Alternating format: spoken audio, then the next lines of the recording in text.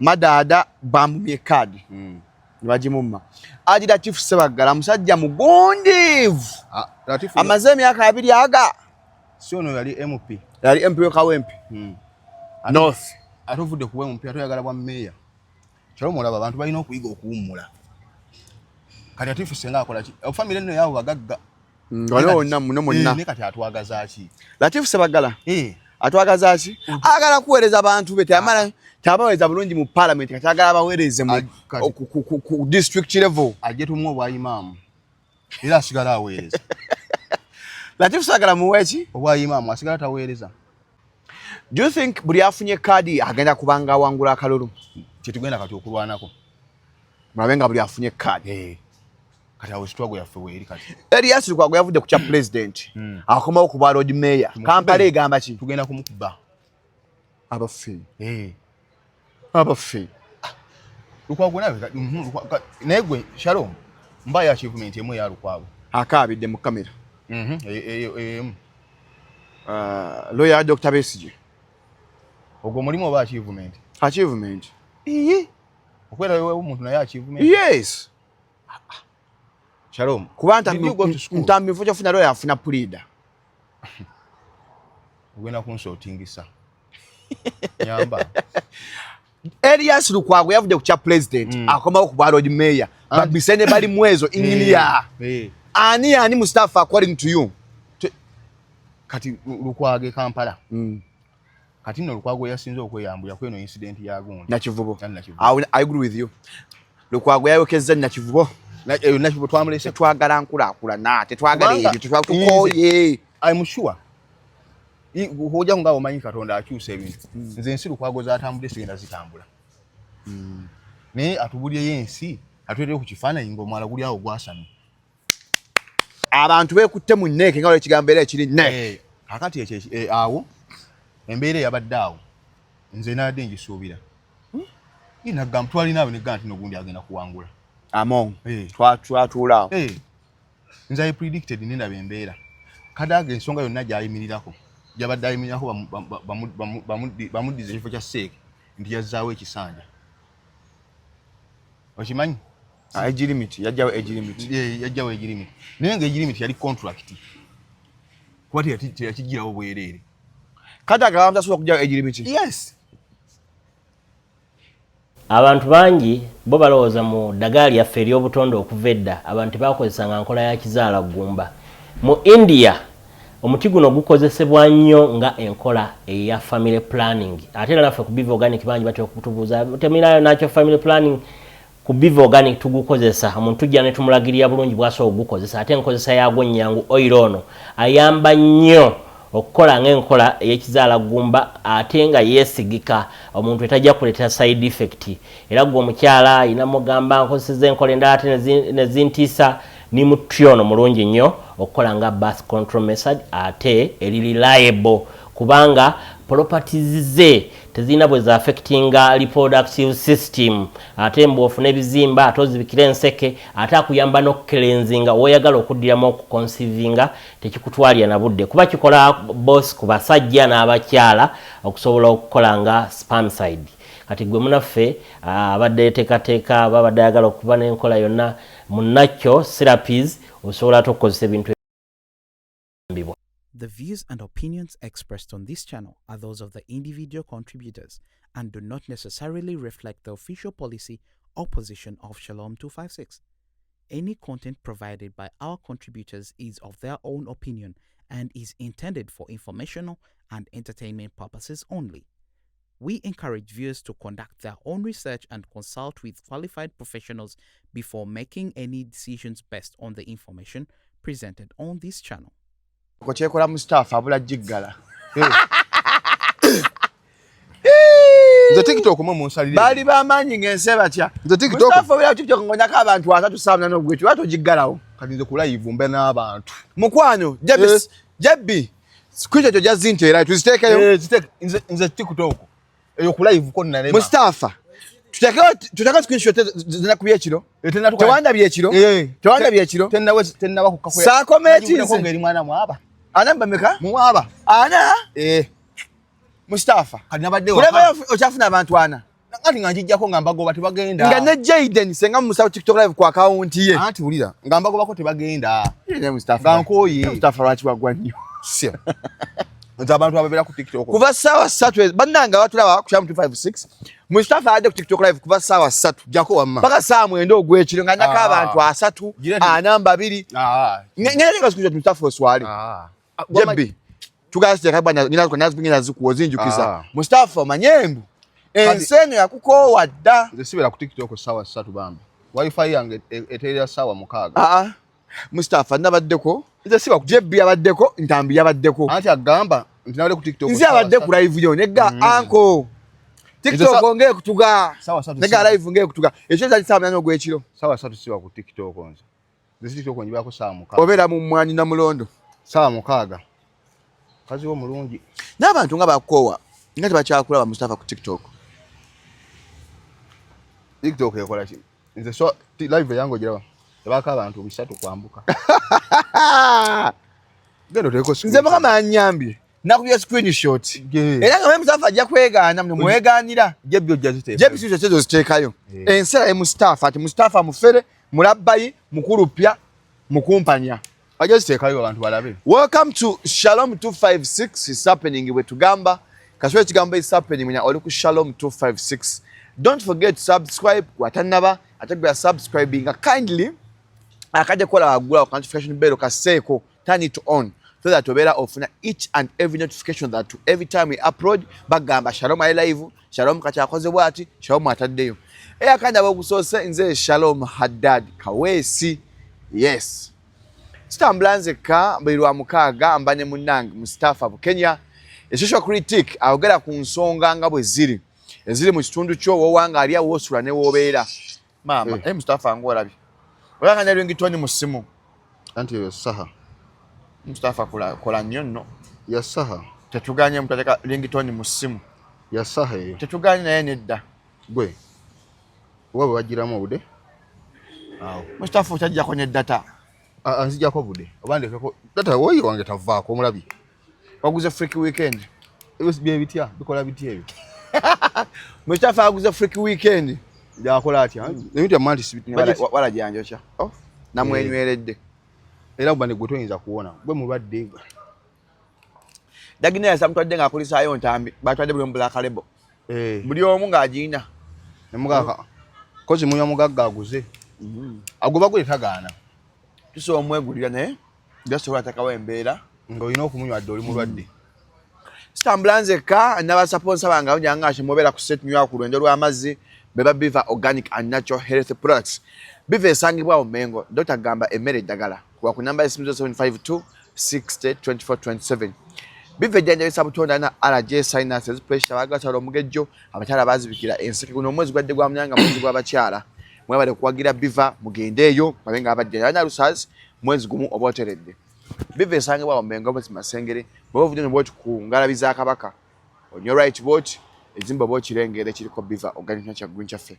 Mustafa Bukenye ogamba ucha nze wendi webale kunyirira amasati okyusa kumukumu nawo buziweera bajja kuloga anti ensuyo bakulogologa bato dayinga nvi lwaki oyina envi siba envi ziruma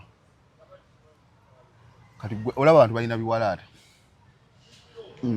kati envi ziruma teziruma naye ngamba ekintu kyezinnemesa mukisa kigwe zinzitira ani balowooza oli mukulu balowooza otegedde wasoma tensi balowooza ndi muki tensi ki simanyi nange kubanga envi tezina kyezikufiiriza kati gubaga ebyo ebiviiri byogonyuma nnyo binyumira ngenda nakuweraza wano odi omu omuwala nga akuvuma okufa bali idol nawe otegedde nti okuvuma kuluma akuvumako ogamba nti ali idol their opinion shouldn't matter to me akati gwe ate oyagala opinion yo eba y'amaanyi nnyo ku nze cause I'm bad nze gwoweerera sinze akwere approach wa menti anti kati gwe nti ebiviiri bye babyogerako lutalo ga bali idol ate nze envi zange lutalo nnyo ogifudde nansonga tuyinza n'obutakola kati envi zaavaawo zammwe za family kyeki zammwe za is it genetical that you have grey at a tender age buli muntu akula bubwe bwe wambe wakula nge bamwe bonna bakula bonna baddugavu ngeye saati nze ndi mweru naye kirungi wesekedde tunaseka ekirungi Mustafa saba nze ndi mweru tewali ne Uganda ogiraba oyina eddembe okwetuma kyonna kyoyagala tewali oli yeeyita dokita simanyi professor bw'okitegeera gwe eddembe okweyita kyonna kyoyagala awo Museveni yabateeka ne weekonsolinga kati oba ogamba nti oli mweru kyoba omuntu omusanga nga munene ngate bamuyita Simolo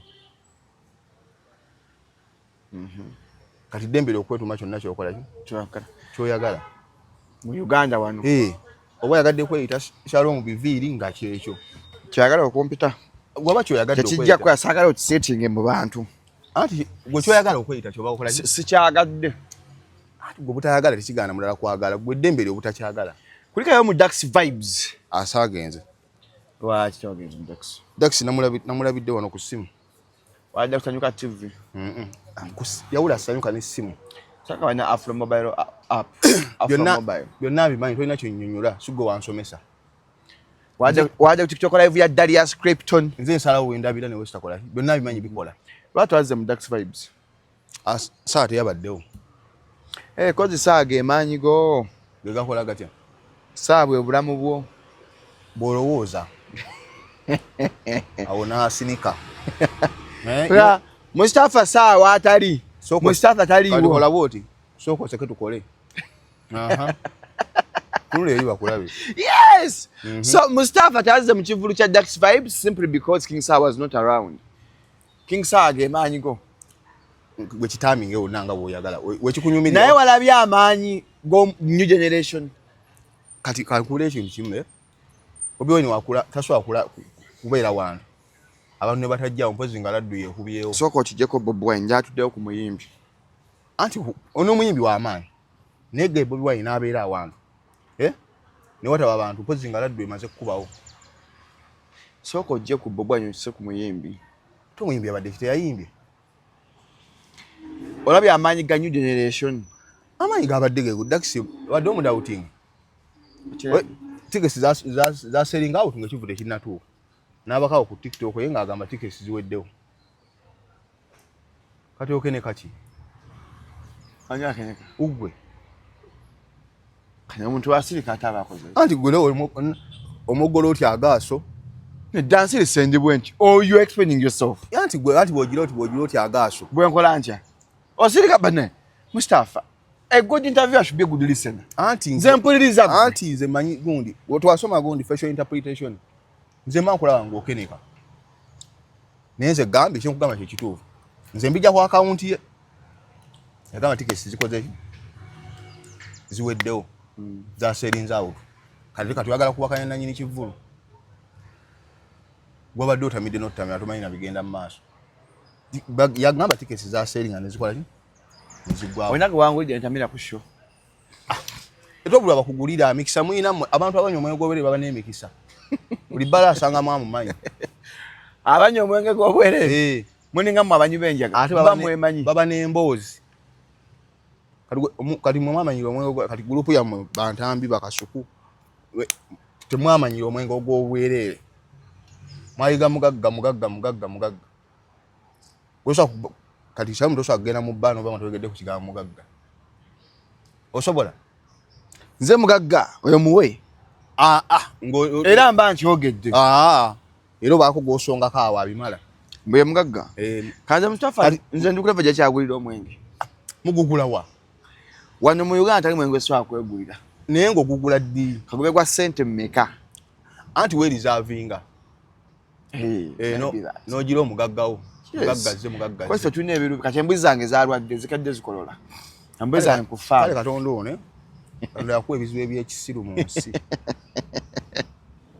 ate abantu balaba nga bakomentinga ne Shalom alina emyaka emeka bambuuza nnyo waliwo n'abatekibalira awo nakubira ssimu ne Shalom alina emyaka emeka nga bakumanya myaka gyange nga bajagazaaki anti interest zo zanjawulo ku bantu abakulu kati abantu abaga bamanya emyaka gyange nga 29 November ngenda bano ku Kevin Friends of Shamvumira emeda million yem then abago mai myaka jange nga 5 November ngenda bampeze emyaka 27 mukama wange era yes tu cyali muto mbasiri muto oli muto kati gwe tolina kyonenyezebwa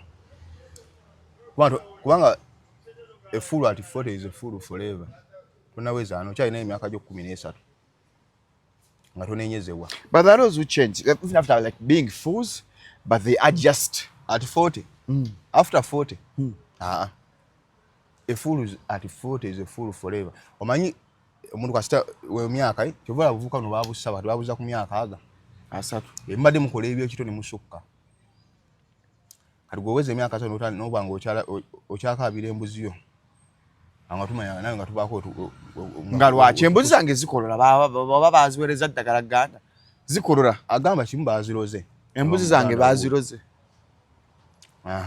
mbadde nkugamba kati wano tukyakuleseemu tunaweza myaka ameka mumpamu akalembe gereza tetukunenya nnyo bingi olinamu kaliriifa akatonotono naye gwe weza asatu olabi omusajja omusiru ng'ayogeranga omwana omuto awano oli mu budde bwo weekole bwonna obusolosolo bwonna bw'oyagala labirira embuzi zo kola birthday tona emmotoka weekole byonna byokola naye mama emmotoka teruliggwa kyagenda mukazi motoka Mustafa emmotoka bagiŋŋambye waliwo eyajogedde ate ng'ekika kyayogera ate kirala ku kyali kubanza omukolo naguliko nakati buli omu alina kyeggaye mu Uganda buli omu awa opinion ye emukolo gwo naguliko naye ng'ate oli ekika kyayogera eky'emmotoka kirala ng'ate ayogera byomani naye ng'ate onalayika yalidde byayi bye bimukeeta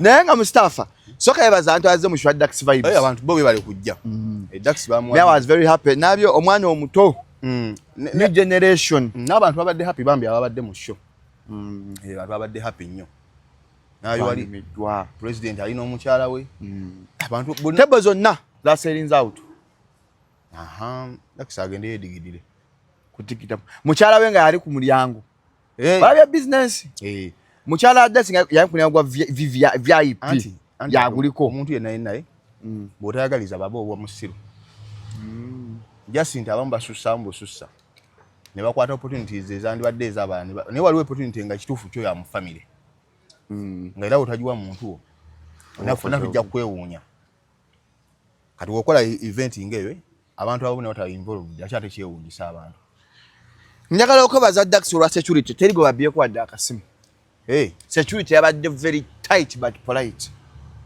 ejjo teri gwe bakubye teri gwe babbye teri yakoze fujjo tunula eri teri gwe babbye teri gwe bakubye security was very tight but polite so thank you Dax vibes namwe mwenna abazze wa Dax bane mwalaza amanja statement was made twade mwe tufa twanyumiddwa nnyo emu ku byakoze amawulire siza kwerabira Frank Ntambi yajagana Juggernaut mu mizira bantu ne babuyana Frank kamumeza amalala sayagala Frank Mustafa twasose gwa ko ne bonyeri kijayikawo asose kuzaala lwirika nakane Franka kunyenga ebyakutuka ko mune Franka ambadde goberera anabalabye nga mugenda obuuza ku president njija moment wali mwezi agisubwa binyumye nabalabye Mustafa binyumye sijja kunyumya nedda Mustafa binyumye analyzing kyabadde ne binyumye nyumya ate nawo ndago omanyi byengendo binyumye ati nabirabye binyumye nabalabye Mustafa binyumye nga tubuuza ku president nabalabye nga akamomita ako temwiza kasubwa mbamanyi mwagala ebifaananyi ababiri mmwe genda mu maaso anti abaddeyo kakyabinyumye temwamubuuzizaako kale Mustafa va ku mboozi yange munange tusanga Zahara Luyulika agamne Frank Ntambi munange nkugoberera byosayimbu ne Zahara Luyulika amanyi Ntambi amanyi Ntambi abantu bamumanyi kugaza munenga alaba n'ebizibu munange siri bulungi naye kati mwalo sinemuwa ate enkofiira omutwe yandiwulidde empewo tuve wa Honorable Zahara Luyulika tugachanga Honorable Nyeiko Derek tusanga ne Aziza Azinoonya batubuuza akaawo abantu ba ngetanga tweta Ntambi Shalom eggwanga lino tulina awo we mwagala Uganda ekole monument awo mbamanyi Bamanyawo. Ensinga ekuba emizira. Bamanyi ngawo. Ne boogera eri ku muzindaalo. Shalom and Frank and Tambia, welcome. Kugambe mwezi ali cognition. Whoa. Nenga Dax. Bamanyi. The shares were just sold out. Bamanyi. Ate babanyumiza. Oli abateeka ebintu bibiri. Babali cognize nga baberewo ne kamera. Oli agenda balaba. Twagala nnyo kamera. Ayayayayaya. Ebyo ne bibala bibaawo. Bibiri. Kamera nyali recognition. Ayayayaya. Bamanyi. Lwada mune nga tuli awo. Ne bamijagala okwebaza abategese Sandra Lian yali ne ba Ashers. Aba Asha balungi. Bitu sefumbe mmere Bit restaurant be bafumbye meza okutebo. Nemmere yabwe esinga Serena. By the way, on a serious note, senga buli muntu yenna akola ekivulu. I think we should get people abafumbye emmere ku Dax ey'okutebo. The food was nice, Mustafa. Ebyasenya kwa buloli popu, kakalangadde, tekagwa bulungi. The spices bitirivu. Ene emmere y'oku Dax yabaddeewo, manabyeko Bit restaurant. Beke bafumbye. The food was nice. Buli emmeeza eya Dax kwaddeko muntu adde na plate y'emmere. Buli wano ku VIP. Ku VIP, olina plate y'emmere, mulimu enkoko, mulimu ennyama, sausage, obummonde, plantain ne chapati. Baagabudde. Nga buli mmeeza kuliko ecupa ya champagne, ya champagne n'oyo. Nga baategese bulungi. Emmeeza yadde abantu 6. Nga kuliko champagne 2. Yategese bulungi. Nga kuliko soda, kuliko amazzi. Ate nga buli mmeeza bawandiise kwagamba ogenda tuula wali. The show was organized. Dax, thank you so much. Tumaze okulya abantu batubuuza ku ntambi awo. Batukima. Bani ababwaddeyo ku ssente? Bangi. Kusobola kagafa ababulijjo Chairman Don Jean. Wedda wenninda awo. Chairman Don Jean, thank you so much. Sandra Lian, byabikoze masavu. Abantu batwadde ku ssente awo. Batukima. Wedda wenninda. Mugende mulabe ku president. Tubuuze ku president. Ngamba jebbi yimuka. Jebbi yabuuza ku mukulembeze. Ajebbi bemutuusizzaako bimala ne waafa. Obulamu bwonna bumazeeyo. Tana kyacha. Obulamu yali livize emyaka 5 abulivize mu mwaka ogwo. Munange nga tugenda sasebbuuza ku HM Mick Wine. Alina nno shinga 15. Sulubade di master. 15 November bili ku Serena. Sulubade ageze ku Serena. Damu. Edi master oli ku Serena? Aya mazi. Gwe, Edi master ali ku Serena. Fuwe tuli. HM Mick Wine, HM wafa tuita mwenna abana abo mu class abayizi nga 15 November Mick Wine ali ku Serena Hotel. Ativu gwe asobuuza akaawo. Ne tubuuza ku Leviction omugole. Nanga mne Shalom ne tasobola kujja tenga mne bampa invite mga amaani. Nalwana n'ebizibu bye nalimu. Bamukkiriza okujja. Yazeeka. Wavudde ku Leviction tudda ku video jakajja kayo nga bwenjogera. Video bo kyabulina. Obuteekayo. Netubuuza nyi. Kumanyi. Netubuuza ku banjo man. Nanga nkulabe eyo Shalom bannange ne gwanga. Weziraawo. Gwanga lijo lyagende Shalom bannange. Kugambye nze nkumanyi. Mustafa ense yagala Shalom. Ebyo nkumanyi byo yagala. Ense tegedde Shalom. Banjo nanga naffe nabakutunda twogereko. Tabana kutegeera nnyo nganze. Wajini kati. Ensi banjo balinambuuzaako. Mumalanyi addaddakaawo. Tubuuza ku chairman baba yawe. Netubuuza ku baba yawe nanga Shalom yocha. Olina fujjo. Ngabwaseka. Kakati nonga otegera nti bakumanyi. Jako ebyo ebiviiri. Zino enviiri za mwaka guno. Nkugambye. Je beside enviiri nsako mujajali nga wewe. Anti Mustafa wanako nga nine enviiri. Bibi wasi. Nenjako nesigalanga gwe bwendi. Sebo bammanyi. Bwe naine di lebe empunu. Kati mwabera bwati. Nazino nyingi boy. Mwezi ki? January. Yabikendeezako bukendeeza. Buyajjako bino ebiyiika. Obuzibu bwa Mustafa obeera mu bantu abali amayirungi, abali egundi, ebinyeebwa n'omulondo. Obeera mu ne mukayana. Obeera mu bakola ki? Nadde mba chairman Nyanzi. Chairman Nyanzi tugenda. Ne tumubuuzaako. Ndakuswala. Kambizaako. Anti mwayogera. Mbamanyi. Mwale mwino ate omusiru taswalira mwamubuuzizza sikyo? Ngate tumwaga mubuuzaako. Mbadde nga kubye mwayogera temuyinza mumubuuza. Twayogera ki? Byali bingi. Kije twayogera. Anti eno show natu batujeetise tutandika okubyogera. Tubiddemu. Mustafa saga osigaye bukyayi mu bantu. Anze seerabira ate siwaayiriza. Wamma tumabuuza ku chairman Nyanzi Ntambi amaze okubuuza ku omukulembeze agamba Ntambi kulikayo mu kkomera. Agamba Ntambi yagyeko envi enkofiira ko enviri zaffe Franka. Robert Kyagulanyi Ssentamu amanyi Franka Ntambi by name. Amugaye kulikayo obale kuba musajja mugumu. Teyamugize nti bambi baka bushiyo. Era Ntambi essawa yonna agwa mu bintu. Kati Ntambi era waddamu okukuza enviri agenda salezo. Yagala kuddamu kukuza kati yakuze. Etonna interview ye. University of Understanding. Siddamu kukuza nviri. Kati ezo nzivuddeko. Agenda salezo. Agenda salezo mpola mpola. Munange Ntambi amala obuuza ku president abuuza ku first lady. Ayi Franka munnaye ng'olabye kuliko ebizibu bannange ensi yagala Franka Ntambi. Anti jagana anti. Da juggernaut. Ntambi amala obuuza ku mukulembeze nange mubuuzaako. Nakulabye. Ankwata mu ngalo. Nakulabye. Anga Shalom jebaleko. Awo wedda wenninda awo. Shalom webale emirimu. Kavidi yako jakateekayo. Teri akutesa wundi. Bana mwe mazosanga president angamba Shalom webale emirimu. Ebyo yagala nkumanyi. Nambuuza. Wawulidde amasanyalaze. Nanga guna mungu gwakulinga kwata Bobby mu ngalo. Guno gwakubiri. Lwatu baki wazzeeyo. Kumubuuzaako. Okusabira osobola tabamukoowa. Bobby alinga kabaka. Takoyebwa. Buli omusangi nsenze zigaba mapya. Kiba kirala. Nga Bobby ambuuza kangaje bali kusha. Ate tekimenya muntu angamba Shalom nga mmanye erinnya nagambye omusayi gwa Yesu guyonga gwogera. Wandi base kugwe. Wewe bikuya bitono. Bobby angamba je baleko Shalom. Yabada ino gikwebaza. Kamaze tegeeza gwe. Bobby akugamba je baleko. Nanga je baleko Shalom. Shalom bananga ne gwanga ba Kevin na muteke monument yawo. Era embanga nfudde mwandika ku tombstone yange. Here lies a man who was loved. Anange. Shalom Hadad Kawesu. Aya samono. Buyinza. Bucha akuliko. A loving father.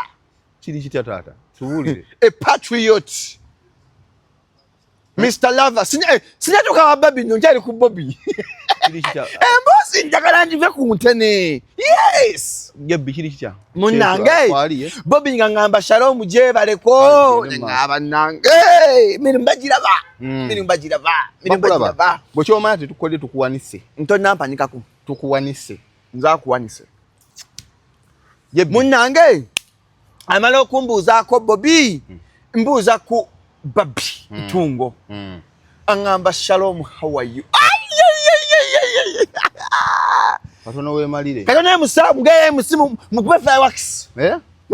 Mukolo gutandike buto. Goma yegeza Babi ekugamba Shalom, how are you? Imbanchi ali mwamu good. Angamba how is Mami Ja? Banna. Nembuka. Netambula. Babi yangambye Shalom, how is Mami J? Jebi. Banange ekintu kyasusse. Jebi wabaddewa. Ekintu kyasusse Mustafa. Jebi wabaddewa.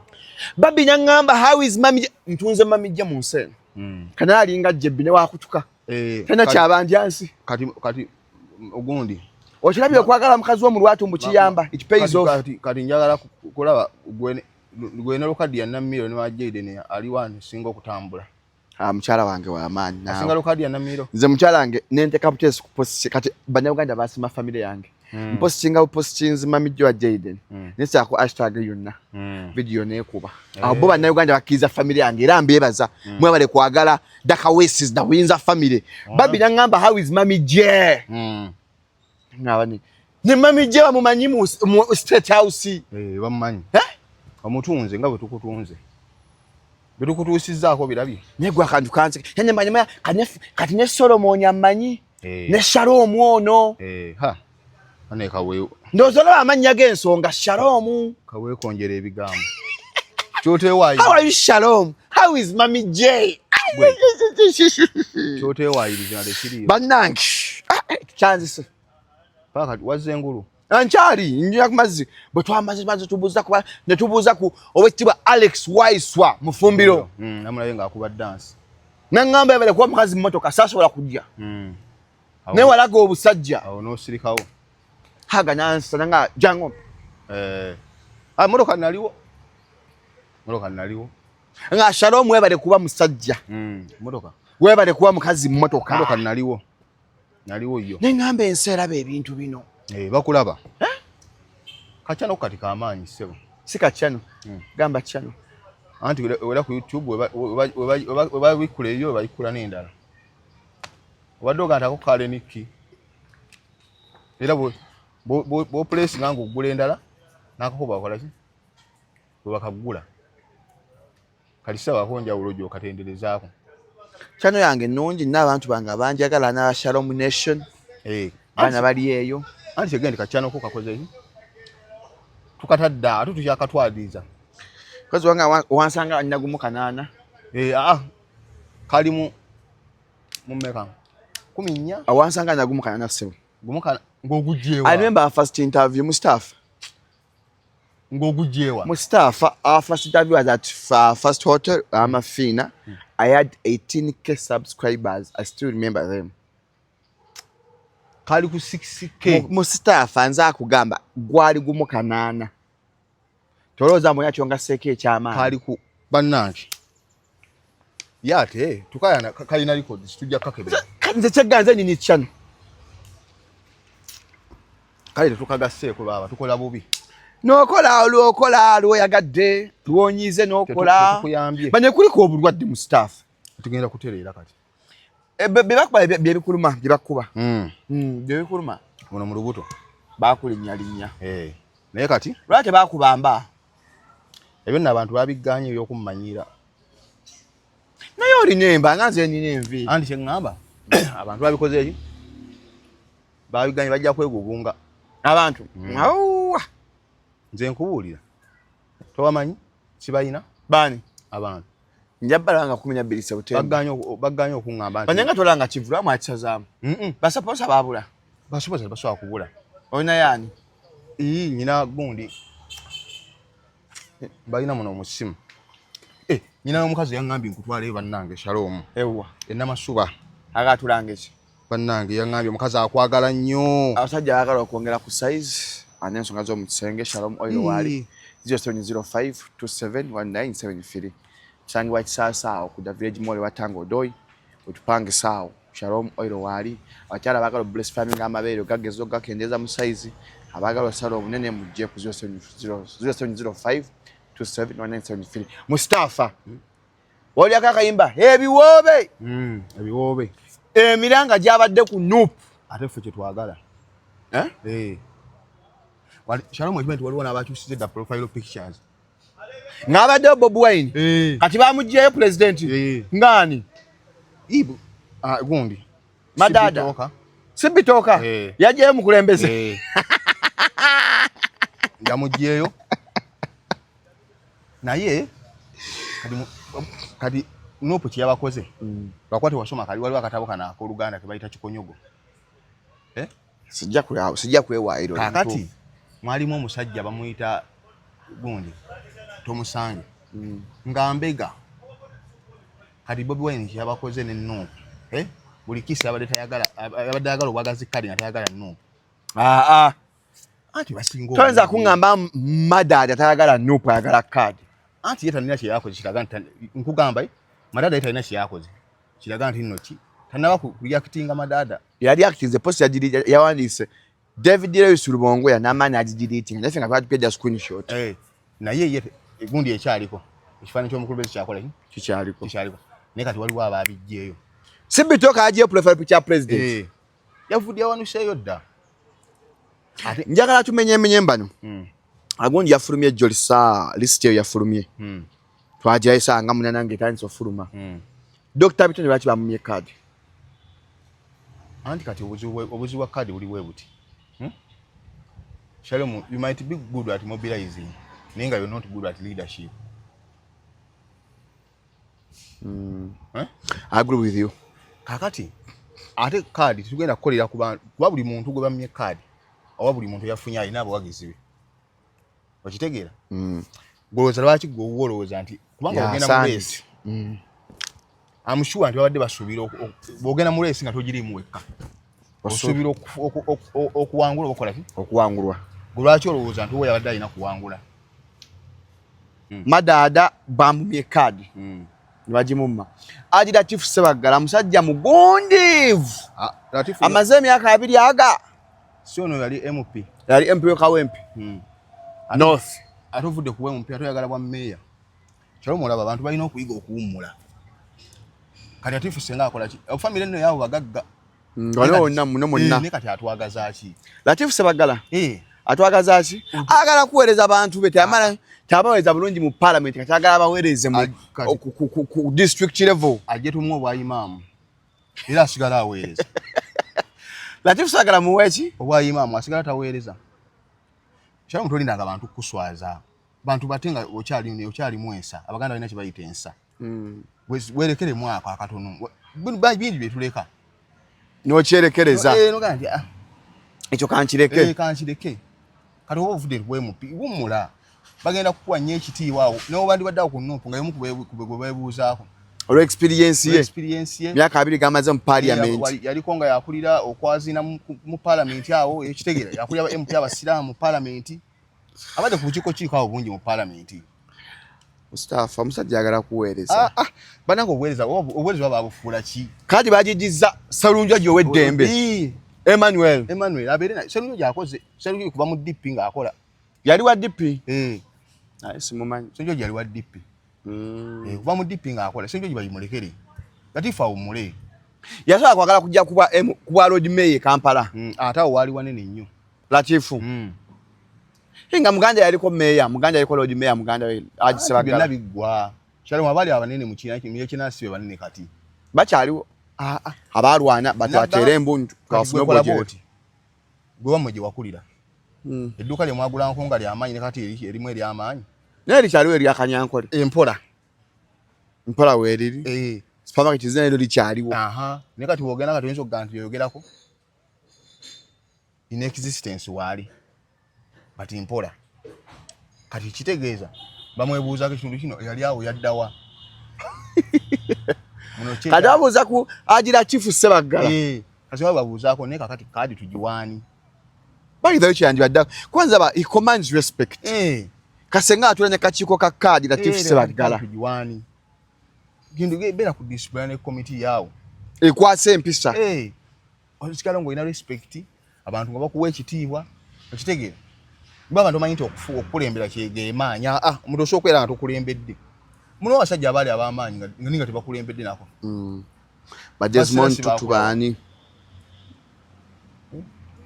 bayire stress bakola niye basigala baki nibo amanyi nti omuntu kasita olina okugenda bakulonda ofiira oba kumye myaka Latif ajjanga independent ajje kwantu bambanja mukala mugamba tukwaga Haji Latif tufiira kuggwe teri abamukulira abakubanja gwoba wepika ajje abantu bamanyi okubanja abantu babanjano waswa Alex Luwemba ngamugamba twagala ground gwagirina nanti kibabula bamuyira obulubiyitirivu abamubanjiza okufa tewali muntu shamuntu wakiru kyonza ganti wovaawo kyese ekomi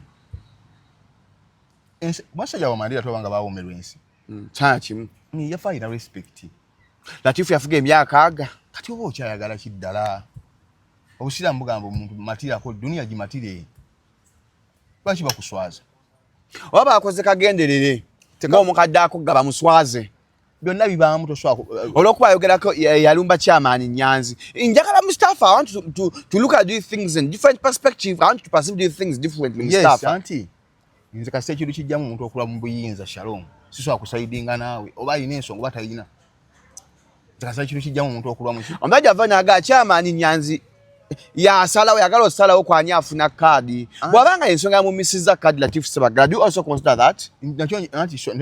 Ate kisoboka kubanga Nyanzi yagifunye tezinafuluma but as a critic you shouldn't be biased. Siri biased nenze kasite nze obulamu bwange omanyi n'obanga gwani kasite otandika okwagala okuba ku bantu besi bako nga gwabazaala tuba twawukanye batu batwale ko batu okirize nti batutteko enkoze eki nemba tutte nomala atandikirawo ekimya kyagadde kuswaza Latif Ssebaggala tewali wagadde muswaza bagadde muswaza which is wrong tukivumirira tewali kyoyinza kuvumirira abantu bayiga okumatira ensi ate bino tuli ku bakadaaga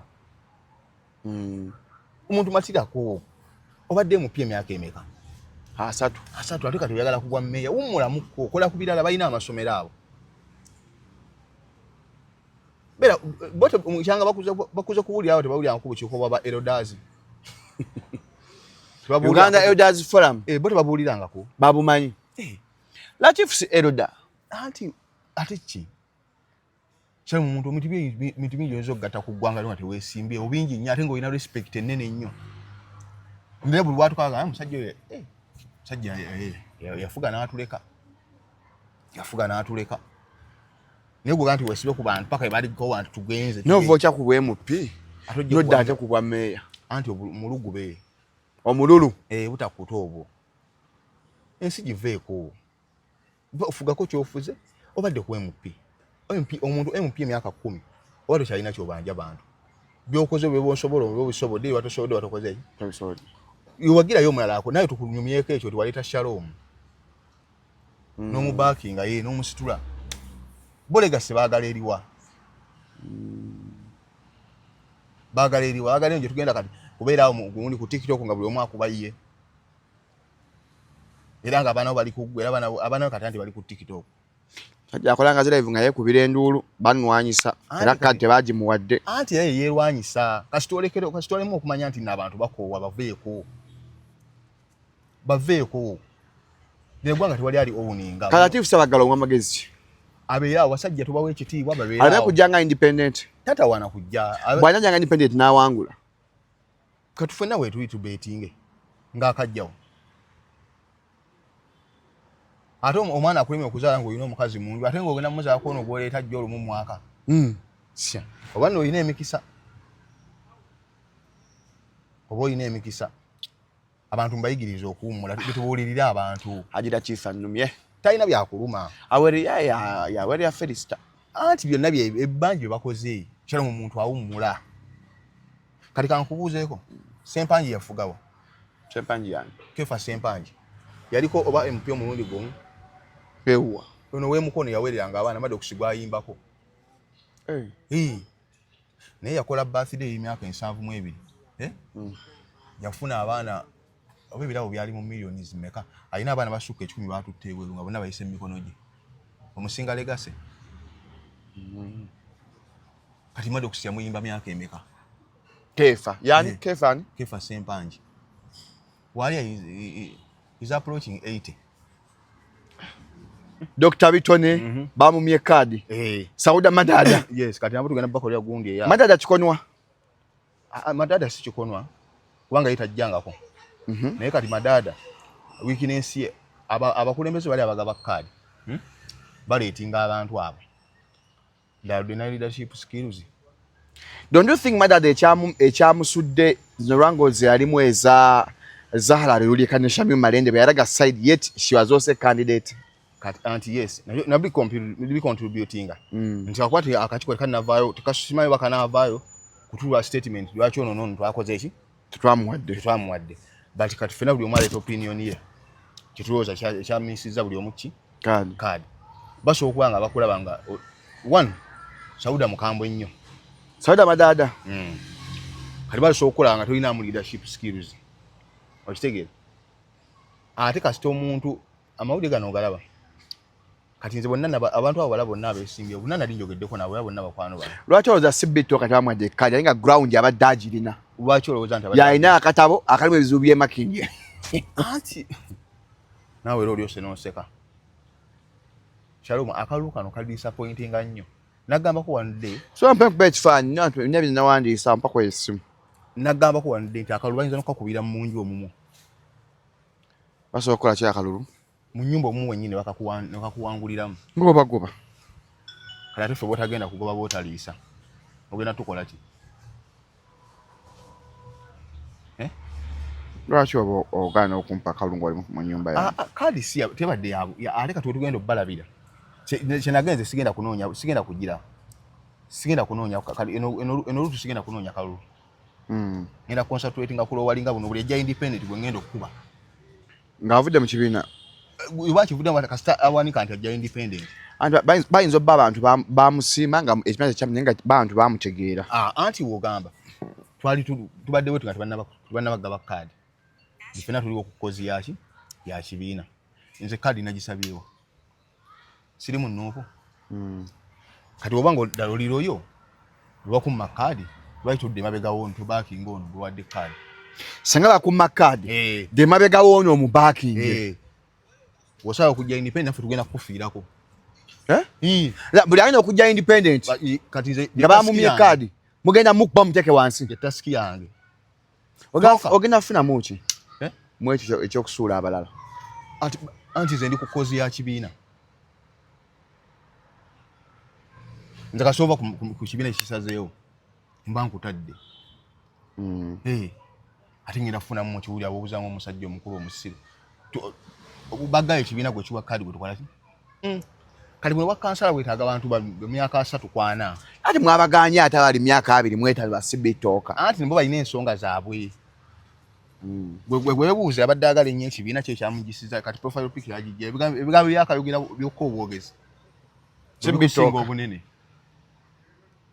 I think he was disappointed because he thought he had it all. Anti ekiwobo yava mu comedy we atambula anti wali ya mumujjamu Shalom bogena nga mulesi subiranga ebintu bimeka twatudde wano eno how konkushuwa ayintu bagenda kuwa kadi nga ntudde awo nengamba ba tubula family nga bazo kola inte mbaga naye temugabe kifo kya sibitooka ne baseka kandi bamukirabye nabagamba interview jeri inze goto how sure ayintu wenda kufuna kadi politics ali funny eyo kadi ya nupu eri sensitive nnyo no era be bagimye ajja independent gwe tugenda okufiirako si kadi ya nupu yo kanya NRM kyatabuse mu sek ne mu neck tusooke wano ku nupu tumalewo bali bamye kadi batuyabe omuze ngalabi zaabwe tebajjanga independent kyalo mu politics omulaba kati kankweka kino kimu waliwo abantu babadde bafudde struggle nga bajagalamu ebintu bibiri leadership ne wealth bukulembeze n'obugagga kati abo bonna bali ku ttaka abantu badde mobilizing funds zoko. Okay, honestly speaking, why would they deny Sauda Madada? But apart from you saying she's an extremist, maybe you can mold her, you nurture her into a leader. Because she has been there a year or mobili, I got the Chibina. Already those who are nurtured. None they should also kati nupi yakozenga kadaga byagera ku NRM. You don't value loyalty. Sauda Madada has been there for no loyalty. Tesinga ansi yaffe. Okitegedde? She has been loyal to the party. Anti kati waliwo abali loyal to the country. If she's loyal to the party, she's loyal to the country. Meaning she would serve the interest of the party. What's behind this? Shalom. Waliwo abantu abamu abadde nga bo baafula amanyi gaabwe nti gali ku gundi wali ku kavule. Ngeno ku ground yo tebaliyo. Era bamanyi ekyabo kyakola ki? Kyagwa wali ku party bali loyo. Onfuna? Ngeno ku ground tebaliyo. Bo amanyi nti ze manyi mufumbira, manyi Luwongo ya manyi president okitegeera. President amanyi mukubira essimu n'akwata Luwongo ya mukubira essimu n'akwata ono mukubira essimu n'akwata ekyanga kikoze eki kiwedde naye nga tebabagamba nti ground eyo mugiwa obuki obudde nanti of course babagamba naye nga otuka ku ground nupu ng'ekibiina nga kyagala ground ate nga ground ekubuuza olina kadi you saw how challenging it is anti kati eno kadi yetwabawadde nga mwabasudde basigale mu kibiina tukyabeetaaga. Don't you think Sauda Madada was a victim of circumstances? Just what you ruling out. And she kept quiet, maybe she would be having the card right now. Nanti would have advised her before. That please keep quiet. Yes. Lie low. Kanegero kakati kiyakola. Nti mu kibiina she went far ku gundi ku kesi yani. Zahara lori kanchamu malende. Yes. Era nze sio kirulinga buli kitu kyoga nti kiyinza okubanga kimu kubyo nti yejeyo yenna she forgot that she was also a candidate. Yes. Ntosobola kubanga nawe onoonya kadi ate n'ovumirira ate anoonya ki kadi kati mwenna muli ku koze etya ate mulimu n'abadde baafuuka nti be kadi ezaabwe ezaggwa kati bayambako Shalom. She's automatic. Yes. Kati kanyambe ku Zahara. Mine is already assured. Yes. Okitegedde? Nti ekifo ekyo okubeera consolidating ekifo kye nga yamanyi tekiche ya siri nga chagwa. I talk to Nubian Lee, I talk to Lawis Lubongo ya mulaba nga wenkola ki wenjagalidde kati kanyambeko gwe Shalom atalina maanyi kigenda kuswaza abantu nga tebe bayambye ate bo bafunye card. Do you think buli afunye kadi agenda kubanga wangula akalulu kitugenda kati okulwanako mulabenga buli afunye kadi kati awo struggle yaffe weeri kati Elias Lukwago yavudde ku kya president akomawo ku bwa road mayor Kampala egamba ki tugenda kumukuba abafe Lukwago naye gwe Shalom mbayo achievement emu ya Lukwago akaabidde mu kamera lawyer Dr. Besigye ogwo mulimu oba achievement okwera wewe omuntu naye achievement yes Shalom kubanta ntambivu kyafuna lawyer afuna pleader ogenda kunsortingisa nyamba Elias Lukwago yavudde ku kya president akomawo ku bwa road mayor babisene bali mwezo engineer ani Mustafa according to you kati Lukwago Kampala kati no Lukwago yasinze okweyambula kweno incident ya gundi nakivubo I agree with you Lukwago yayokeza nakivubo twamulese twagala nkula na tetwagala ebyo tetwakukoye I'm sure hoja ngabo manyi Katonda akyusa ebintu nze nsi Lukwago zatambudde sigenda zitambula ne atubulye yensi atwere ku kifaananyi ng'omwala guli awo gwasami Mustafa loyafe Babi Keza agamba bwati ne Swanya na King Saha ku Mustafa kwe siva yoya waffe Elias Lukwago atwe ensi jatambuddemu ng'omwala guli wekyo wakati mu kibuga ensi zatambudde nyinza okufanga sizikoze eki tuzituuseemu atukubire ya kifaananyi atugambe nti ng'egundi omwala waguleka bwe batyo nanti Elias Lukwago agamba mwe mulaba Hamu naye yagamba Hamu si Hamu tetufuddeeyo ya akakasa nti Hamu alina omuntu amuli emabega other factors constant twagala kibuga kikulaakula tetufaayo ani akulaakulanyiza tetufaayo ani akoze eki ani akulaakulanyiza kubanga tunagenda kwekyo ani akulaakulanyiza kati bwe tunalinda DP ekulaakulanye enijjadde bwe tunalinda Nuufu enijjadde tera tino ekintu ekyomwala gwa Hamu kyalabisizza nnyo omuloogi Elias Lukwago nnyo ate nga baliwo n'amalowooza aga nti eddiirwa yagiryako ddaki sente yagikolako dda ekibulooka naye lwaki atavaayo mu kamera neyefuula victim n'agamba bannaye biki foola alongo batwaladde ng'atufuulinga bwati Elias Lukwago bw'azannya ffe ne waffe anonayo consolation kitegeera gwe ngamba ya achievement emu Lukwago kyabadde alina okukola ekintu ekyo ng'omukulembeze ayagala abantu be yabadde abuuza abantu abali wano bafuniramu wa before him lamenting yes kubanga ongamba nti ogenda kutereeza wano awaddewo bo bagenda kuddawa how are they benefiting kyekyokka ate nga naye kenyini akimanyi tosobola kulemesa nkulaakulana nti gavumenti etuuka ne ku extent eteeka sente zo mu kkooti nga baagala ekizimbe kiwa nekkubo liyitewo nekwata sente zo neziteeka mu kkooti bo ne bamenya eki kati yalowooza kumanyi kikwasobola okulemesa enkulaakulana teza gwe owagira Hamu of course nze okulaakulanya nakivubo yes no doubt nze omuntu yenna akulaakulanya ekibuga ndi naawe bwe ngamba anti nze undisproving andeeteyo ekibuga nga waliyo omwalo ogwasami bwe gutyo Mustafa olaba ensonga nze akindeetereyo zitambudde nnyo eza gwe ku kya meeya owagidde bali mwezi ono Nuupu yalonze omuntu omutuufu anti ono talina kyatukoledde Kampala awo tetwagalawo kukaayana twagala mukozi ate bw'olaba nga bakusinze baako wadde oli akusinze funako k'omusuuza kale waki yandibadde alwanirira bano abaki abantu abadde bakolerawo abalobingireyo tubeewo ku maduuka nga siga bbeeyi nnyo oba temukuba wano kibaati nga temunnyonnyodde bano gye badda nogumala gwadde gusinga mbabbi era abakale Kampala eno mbi olaba ogwomwala gwe buno okuva bwayise biki ebyo mu nsi ezaakulaakulana singa aliwo man-made liver abantu bakubeerako sports activities kuwugirako ku weekend ng'okwo ng'ekibuga kirina plan ennungi kakati ye ayagala omwala ogwo gubaawo paka ddi so in a nutshell Elias Lukwago is an enemy of progress yali damp and dusted anti emyaka tumuwadde we've tested him Kampala Central MP Road Mayor ayongera esoke esanje kya kagamba Jennifer Lukwaga mulwana ani atagenda kujjago ani atagenda mulwana ani atagenda mulwana wogero tya kumachano muganda nti yagala omwala gubeerawo gutyo mu Kampala ng'abantu babbirawo bafiirawo kati ekibuga kifaanana bulungi awo kubanga omuntu nga reading oyagala ekibuga kikulagwane genda mu negotiation kyolwanirira abantu obuuze abantu bana badde wano baddawa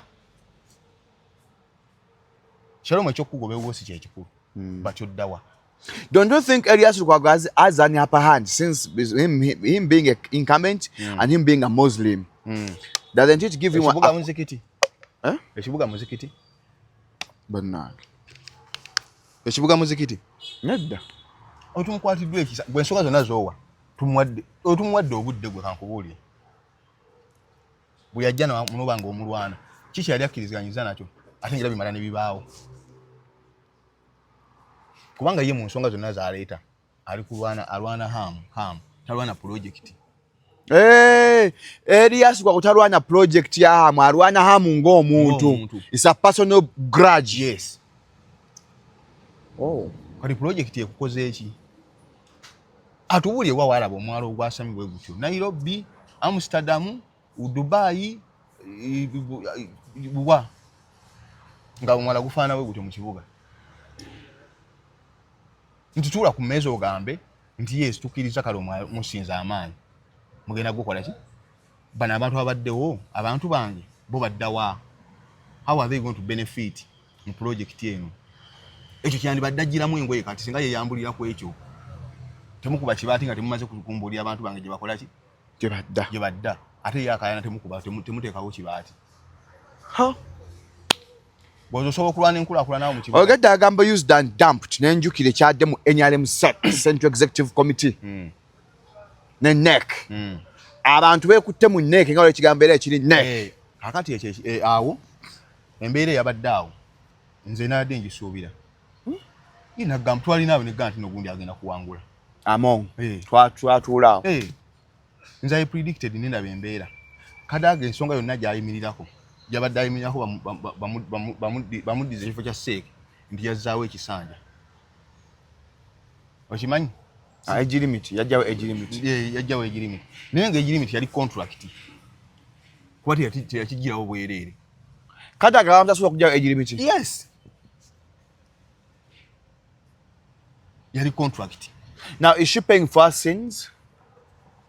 Deliberately. So why don't people value royalty? Nakadaga bwagamba. What is royalty? Abadde loyo yannyonnyaga kuva we yatandikira mu NRM tavaako mu NRM era ng'ekifo ekyo ekya vice president female mu Uganda onyabba ng'aze mu NRM emyaka 10 n'agamba oli yakajja emyaka 3 anti ebyo bibaawo tiimu zisayininga omuzannyi musambi era mu bakapiteeni wano balina okuyiga okuwummula Kadaga kyogamba ogamba Kadaga awummule anti ekite ekitava ku ssengejjero omwana kifuuka wankindo adde okola nnyo kakati kibawo ekyokuyiga let us set a precedent nti tekiri ku Kadaga kwa nera namongo naye wanaalawo kijja mukola ki nejja mutuukako anti bibatuuseeko bingi bameka bye basudde kayihula baliwa kiki ekikuwa nti bakola obeeko kyokomene si gwe ogitandise gwe teweefula nti kolako paati yo yes nze namalabe ng'ensonga zonna zabeesingako ezimuweesa ekifo zonna nfu Honorable Kadaga avaawo n'agamba ye Patrick w'Ebusoga naye ate Ebusoga amongi yamuwanguddeyo anti wulira okusikwa akalu baakabbye bamuswaze mukazi wattu maama newe kiba kyonna bamumiriyeeti ng'ayige omukazi bamuswazizza anti yeyagadde okuswazibwa okomerawo ki Shalom okomerawo ki kikyatayina muweereza calling ye Katonda amuyita jawezi banna Uganda anti kati calling emulonde Katonda bwamuweereza wayita muweereza akuba mulonda yagambye senga enyayo mteteeza mu bintu byayo agenda givaamu takyalina kyagifiriza Kadaga ne bava mu NRM tebakola loosi yaddeegi anti byonna bebaali baagala baali mukozesa kati byonna ensonga zabadde bbiri wezi yagambye yajjawo age limit ate ye mututte yiba mugoberwa myaka Kadaga yajjawo age limit bamugoberwa myaka bamukampi okuze Mustafa ufachi anti nkugamba kakati mana Mustafa ine fujjo kakati najja n'agamba nti yayamba gavumenti ya Busoga okukola okuwangulayo kati ate ekyo kyayogedde kya kibi nnyo yayogedde nga vinyeta agamba amda gateway anti gavumenti yonna yajja n'emmundu tebagikanga ate ye beemanyi kasite bebe ine emmundu byonna biggwa Kadaga yakankanga Museveni kati Museveni yamanyi ekyamuleeta muki mu bukulembeze nti emmundu kati gwe byonna Katemba gw'oliko oba onyumya mbuki bunyumya ayongera kunyiiza ate ono naye ebifo nga byonna tetunatuukayo gyebawa ekyokuyiga nti omuntu weerezaako olekereko n'abaki n'abalala before being humiliated kati oyo bamuswaza buswaza they undermining her kati kankubireko Kadaga tannaba bagenda mu undermininga to the bonest malo nanti ayinza okuva mugunja ayinza gakanve mu NRM ate efiirwa ki efe Bobby yamuyise namugamba munne jangu maama mukwano gwange jangu eno tatawaana president atuleetera olasa swatambula kilomita 5 tatawaana mpozi nga kusala bazzukulu njala oyo ayinza ati kadagenda tukolera tugenda ku protest voting ate osayininga Kadaga atasobola otambula kilomita 5 Mustafa bagenda mu humiliatinga ate kibawo ekyokuyiga eno ensi gyerijjeko baako okolaki wokoma waliwo omusajja wansanyuse nnyo yali mu movement yagivaamu amangu nnyo n'awummula oba yali ki recent namulabyeko ne ku mukolo ogumu awo naye nga ekitiibwa kyakisigazza okitegeera abawala abantu balina ssente kati Kadaga kyeyabadde abeesingako nti nazza ekisanja yali contract age limit ekisanja yali gundi sekandi yakola yajjawo age limit yali contract buli yali mu age limit yafuna ssente buli yali mu age limit yamubamuwaki era tagamba nti yakolera bwereere yayamba yakola contract ye neyakola ki nafuuka nannyini ate bakweta okuzimba n'ekizimbe togamba nti wafuuse wawo do your business ekizimbe kyabali kibalekere mpozi nga atukakasa nnyo nti Kadaga bwafa Busoga evaawo which I doubt kati gwe ngamba nti Busoga gwe girinako amaanyi alinamu abaana ameka mu Busoga alina influence bamuzaala nayo omuntu bamakinga mu she has built it over time anti n'omulala yali agenda kukikola. Don't you think Mustafa speed speaker kwaddukira ayinza omaliriza ate atonye ku office esembayo ngafuse photo of onanga adduka ku speed y'amaanyi bibaamu mu nsi wanu nagambe kitu kimama waliwo abantu abalina emikisa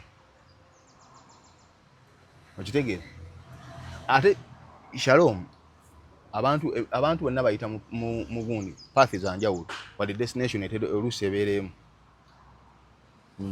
okitegeera musobola okuvuga ekika ky'emmotoka kimu naye nga buli omu yakifuna mu ngeri yanjawulo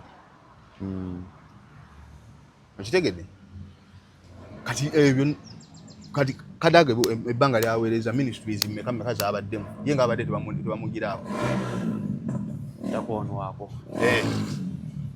oyo talina kyatugamba abalala konkulingo yawummule Kadaga yawummule ate kati abadde atubanga kikyakanzaga piki waawo oyo wamma agala A&B okusula abaga okola hospital oba mukolo gwo janku Jeff apartments yawo tsasi mu town wenyini ka Londa Rise ngawola bakalanga osokola birthday tuna kalina namba abisenge bina tuna private chef akufumbira kamere nga woli jangu ne family yo obona mu stress jangobera ku apartment sezo obenga ate weyagala mpola mpola walabye musajjawo kalangwa bamubya akalulu tebamubye oyo naye byakoze bimala agamba bamubye ate talina gwakigenda kinyonnyola talina gwagenda kinyonnyola kyalo mu bantu batono nnyo abaconsidinga defeat era omuntu wa kosinga defeat tumuhonalinga Sibito kagambye isoke go bad card cyari mu kibiina kyange ya consider defeat which was a good gesture. Naye bantu batonya bakonsinga buli omu kali abo kalonga bakoze fujjo mwene alemo bakubya abantu basibya abantu ekayunga awo Kalangwa ettaka ligenze ekayunga awo anti wadde bayimbulanga maje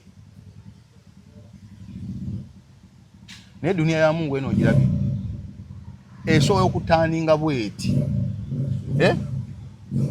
in a blink of an eye nga you are nothing.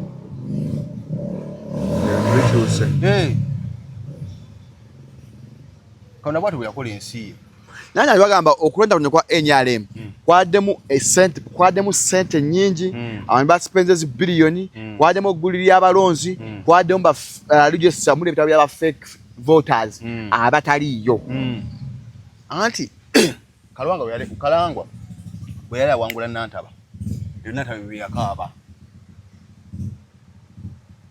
ekayunga okajjukirako Nantaba bye yakaba bibyo ndi kalangwa ati alesa abasirikale alesa amajja akoze eki ate kati babimuleseeko atawulira bibi nnyo.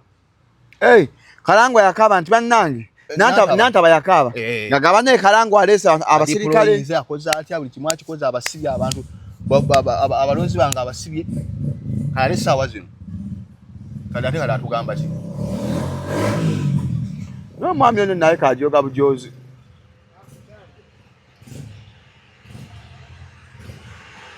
otegera nti ebyo byonna akaba akajanja bali mu katemba oyo Kalangwa bakola efujje ekayungawo mu kaluka kagundi akanantaba allalala besibye nga akene akerwengo efujje lyayonga liriye ya deploying nga abasirikale nga anyaba muwa anti olwo alina amaanyi. Kalangwa akolangani yali muki musirikale muki oba musirikale oba muki anti gavumenti esokufuula nga toli musirikale n'obanga omusirikale ekwempa walinga naye olunaku lwekera ku makya nekujjako amaanyi lwotegeera nti badde bankozesa bukozesa kati Kalangwa akabira addeyo wakawummule bategeere nti ensi bweto bwekola ki anti omwoyo gw'okuweereza ensi anti agenda aweereze mu kyaki obuweereza bukoma mu kibiina kyokka agenda aweereze ku kyaki teri yebagaba obugaati Mustafa fe tubagambye ebbanga n'ebbanga nti beera ensi gulawundi mu zibanking nga ziri fair okitegeera nti omunafu asobola ofuna ekintu omugagga kyasobola okukola ki ofuna baganye nga buli afuna amaanyi ayagala gakozesa buli afuna amaanyi akola ki ate yesaazo bagamukozesaako olutalo lw'amaanyi nnyo oyo kadde agatawangulwanko nga gagundi nga sipiika ali awanguddwako sikiwa kati awo we tuli kati noono leka akozesa obudde bwe naye tumutunuulira abukozese bubi naye bunaggwako tugira namu mujjukiza ate ffe Katonda agenda tuwa obuwangaazi we tuli ffe tubalabye anti tubalabyeko nze sekandi namulabako ne Kadaga nemukola ki n'omulaba naye ono ogundi n'olanya naye nemukola ki Jacob olanya n'omulabako kakati negundi nani tanyumwa naye mukoze ki n'omulabi bagenda kuzimba ebizibu bagenda bireka ate ono awotandise owa musimu lwadde owe wafana ono owa seeta Dr. Muyingo ki ekimulumu simanyi kanyage mulwadde kali wali omuntu watuuka Shalom ng'obugagga bw'okola ntokyakolera ggwe n'abaana bo ng'okolera nsi ng'ogenda okufa tugabane ebyo sikulimba buli omu anti watu wajja funa ku shayooli kati so afuna ku bugagga bya Muyingo anti waliwo abajja ofunako beta so afuna nze nemba sifunye kyogambe byamini nabifunako tebabigabana weebiri babigabana ebya Sebaana nafunako ebya BM nafunako ogedde ku bintu by the way anacho otunda kyagala ogula genda ku www.openmarketuganda.com mpola atwata do action button ya WhatsApp ordering mtu ngoli bweru ogenda fe ku WhatsApp obifuna na uoba oli posting akyotunda nekyogula www.openmarketuganda.com obenga atocheka byonna mpola Frank Antambe lwamutadde n'agamba I'm ready for peace talks with Jeff Chiwa. Kyo kisinga obukulu bali consiling. Kubanga Ntambi teyenkana Chiwa sente. Kubanga omuntu watu alina omuntu watuuka ng'ayagala wali olabye ku muntu omwana afunisiza omwana w'omuntu olubuto. Oli aba tayagala sente. Aba ayagala kuhambulinga. Kukkakanya. Kati Jeff kyakola ki? Kati waliwo oluumu ey'okuteesa. That's the way to go. Kyekisinga kuba twagala harmony. Tuwali anyumba kubeera mu byonna tubyogera naye twagala ekintu eki tetwagala ddembe. Yes. Nti wabaawo oluumu ey'okuteesa. That's the way to go. Kubanga tewali kintu kiri personal between bombi. Era Ntambi yagete na personal grudge ku Jeff Chiwa. Nanga biwedde tujja nywayo kacaayi twekwatako mu ngalo. Yes. Bwe kiba nga bwe kiri kye tusinga okwagala. Tetwagala ntalo. Twagala nti owanga somewhere somehow it went astray.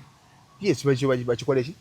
Ekyo kigwe embereddemu etambule. Ntambi si musajja mubi. I think ono wanamwa tamuze no alaba nga zimugira. No, ziri in his favor. Yes, no wanalaba nge kubanga it's a win-win situation. Kubanga munteeseganya. Negotiations. Waliwo principle ya win-win. Win some, lose some. Yes. Tofuna byonna. Byako byokiriza n'ofiirwa. No inakkirizaako n'abaako byakola. Yafiirwa. Nti wakwenjawulo ebaawo waliwo akutwala mu nteeseganya ng'ate yasazeewo dda. Ng'akutwala mu nteeseganya kwejjako. Nakyo weekiri mu diplomacy. Wekwe tubasoma international relations. Nti ensi esobola ensi neeyita president tuteese naye nga teyasazeewo kidda kyegenda okukola. Nakyo weekiri osoma international relations. Naye wekitaba ekyo nga waliwo oluumu for negotiation. Let's go by that. Abasajja kati mugufudde muze. Muzaala mu bakazi for revenge. Walabye Bash wa Mickey ne Mickey Mustafa ne. Awo tewali revenge. Asooka agende ku DNA. Ani Mickey? Agenda ku DNA. Alikuwa akasente. Akasoba omwana wuwe. Anza bwa mwana si wuwe. Next for time badde mbakugamba ebyo Shalom. Nti abakazi tubatwala for granted. Ebyo mbadde nkigamba. You can testify. Badde nga nkigamba. That younger boy. Mickey. Mu that younger boy. Auntie. Nti byonna byakola bya kito. Mickey akola bya kito. Ate nga twamusimye ffe abasatu gamba Mickey Ju. Mickey for president. Twamusimye Mickey. President ana si toilet. Byo was a juice bitegeera. No Mickey kyakola ffe tumuwagira nga abasajja. Because abakazi batujoga nga tetulina bwogerero. Omukazi n'ayenda n'alowooza oli fala. Akati kankubira ekintu kimu. Ompe answer. Bw'aba yamuzala omwana revenge tagenda mulabirira. Agenda mulabirira abadde amulabirira. Where is the revenge? Naye omukazi kuva okutta linnya lya Mickey mbo Mickey talabirira mwana. Anti kyembuuza. Omanyi ekigambo revenge? Kuwoolera. You hurt me. Mickey yagamba nakuzaalamu omwana oyo nga nkulivenjingako byozonkola webase n'abasajja abasama oyenze nga kankuzaalemu kola revenge nkulekewo era kyatuukirira yasoose okubasinga omumaatha nanti muto okubasinga omumaatha kola ng'omuntu ekigenda omuluma ate nga kipya nga ki yali mutuze Mustafa why are you violent? Anti ebyo bya bulijjo Shalom basinga omumaatha bangi. Choga Mickey yandikutte Bash namutuga butuzi baba akola revenge. Kali bya bulijjo. How sure are we nti yali revenge? How are you going to be convinced nti yali revenging? Because he told us. Nakuzaalamu how was revenging? Then how are you going to prove nti yali revenging? Kubanga buli omu era afuna olubuto n'amaana afuuka single mother. Mu circumstances zanjawulo. Okitegedde? How sure are you nti yali revenging? Ekyo ogenda kikakasaani. Ani revenging mu kuzaala omukazi. Gwe bagenda nti okuzaala omukazi okuzaala kiri nakyo. Bagenda nti oba omulumya. Omukazi yatondebwa kuzaala. Sengono yafuna olubuto omusajja twaligenda nti it's a big deal. Niyo omukazi yenna yatondebwa kukola ki? Kuzaala. Kati awo revenge eriddawa. Kiki yamukolako ekitali kya bulijjo. Omugambye Mickey akole DNA. When's about possibility? Kati ku story yonna wojja ogisoma how sure is he nti olubuto lulwe omwana oyo gwe okusinza ku story na wajja aginaretinga nosulako ewaagi nosulako Dubai nosulako owomusama we Sweden nokola otya asooka agende ku DNA osobola okuddira mukazi wange okimanyi yebaka n'abasajja abalala because of money nga avuddewa mu basajja abalala omukazi aganaayiriba neyeeryamu anti naye nga agamba gwe gwayagala anti amagezi go gaba matono olinga agamba Miki amagezi matono there you are not man enough revenge yali alina okukola mwesonyiwa si kumuzaalamu abakazi balina n'abaana batamanyi bataata baabwe and they have survived bangi kuno kukibuga kuliko n'abatalina bijja nga omubuuza nti taata we yali watamu naye nga ataziina nzibu nga the future is bright naye nga omubuuza nti taata we yani tamukola ki tamumanyi kati it's not a big deal ku muntu ataasoma naye kati fe abagenda ku ssomero tumanyi nti future y'omuntu Katonda yagiina mu mikono oba olina taata oba toyina kati Miki yani gwe wegomba akuzaala ennyo alina Range Rover so what he's rich wakoma mu kibiina ki what makes someone rich when they're living a good life he has assets kati can you differentiate between being rich and wealthy Miki is rich and wealth alina company y'ettaka and that is wealth byatunda so he has wealth Miki kakasa omukazi ntasobola kubeezaawo mwana we Mustafa kati yo byonna byogamba Shalom abaana babaddewo nga bazadde baabwe tebaliiwo era teyekonsolinga nti alina Bashi alemekaaba omusajja teyekonsolinga nti alina kyeyakola mbe yalumya omuntu byo byadde bya bulijjo naawe those are the usual games zetutambulira mu bulamu mukazi kumuzaalamu mwawukanye buli omu nemupaati nga bulamu bwe nemukola ki ne bugenda mu maaso era omwana surviving naye nga ate gwe kyakutadde ku mutima tekigenda kuvaako ono alumwa osinga omukazi ekyo kimanyi Miki alumwa osinga omukazi yes how anti bw'otunula facial impression ye gwe bw'otunulire bombi nga boogera omukazi n'omusajja olaba ani alumwa Miki is happy anti gwe nedda gwe genda olusoma face ya Miki n'ey'omukazi nga bonna boogera olaba ani alumwa nga 12 September tweduddawa Dalinazi ekawanda okuyingira 2:5 emeza mitwalo 5 Mustafa live in Mustafa Mumba concert by the enchat tufuneyo ne poster tugibatereyoko wazikoze baseza graphics igwe nayo wabisoma ndikola nabi kyotaakole banna abakala gure chakala surveying and evaluation number Mustafa eri 0 752 3 8 abagala ettaka so Mustafa nga 12 tumaze kawanda abalina engoye z'abaana abagala okulanga wafunye abalanga tulina muyita ajatizaayi wahana bagitaani Hana Kids Store Namasubawo ngoye z'abaana tebeero daawo ku kidda wali kiddendejje so abalina abaana omwana wagala photoshoot bifaananyireko omwana omulabya nnaku mugula engoye zeebukanaga omwana mwambaza engoye ennungi mugende ku bata Hana Kids Store yes some namba asuubuza buli kimu atikula kuva bweru atikula some namba eya Jatizai 0752 200 741 oba njiddemu kisome bubi jidde mu Luganda 0752 2 07